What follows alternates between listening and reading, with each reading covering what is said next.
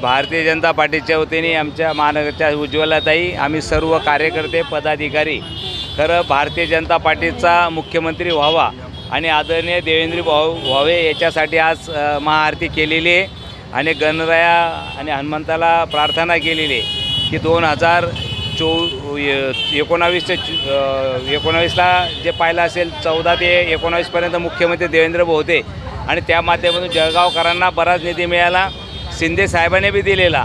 पण मला वाटतं जे आमची संख्याबळ असताना सर्व कार्यकर्त्याची अपेक्षा आहे की भारतीय जनता पार्टीचा मुख्यमंत्री व्हावा आणि आदरणीय देवेंद्र भाऊ व्हावे। आज याच्यासाठी आम्ही हनुमंताला साखळ घातलेले महाआरती केलेली।